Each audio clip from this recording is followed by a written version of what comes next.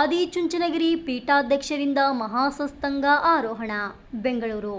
ಕರ್ನಾಟಕ ವಾಣಿಜ್ಯ ಉದ್ಯಮಿಗಳ ಮಹಾಸಂಘ ನಿನ್ನೆ ಎಫ್ಕೆಸಿಸಿಯಲ್ಲಿರುವ ಸರ್ ಎಂ.ವಿ. ಸಭಾಂಗಣದಲ್ಲಿ ಆಯೋಜಿಸಿದ್ದ ಮಹಾಸತ್ಸಂಗ ಕಾರ್ಯಕ್ರಮವನ್ನು ಅಧ್ಯಕ್ಷ ಶ್ರೀ ಎಸ್.ಬಿ. ಬಾಲಕೃಷ್ಣ ಅವರ ಅಧ್ಯಕ್ಷತೆಯಲ್ಲಿ ಶ್ರೀಮತಿ ಉಮಾ ಮಹಾದೇವನ್ ಅವರು ಉದ್ಘಾಟಿಸಿದರು.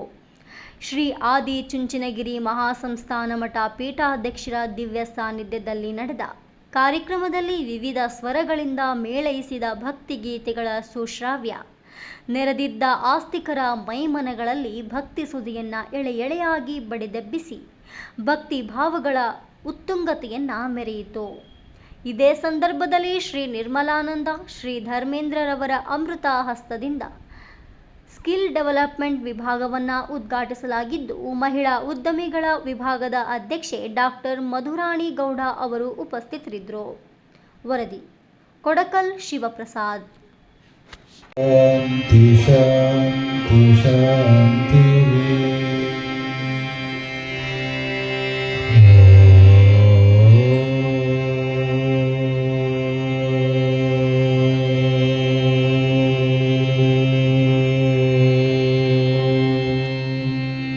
ओम श्री कालभैरवेश्वर स्वामी की, ओम श्री गंगाधरेश्वर स्वामी की, ओम श्री आदिशक्ति महामाता की, ओम श्री मालम्मा देवी महामाता.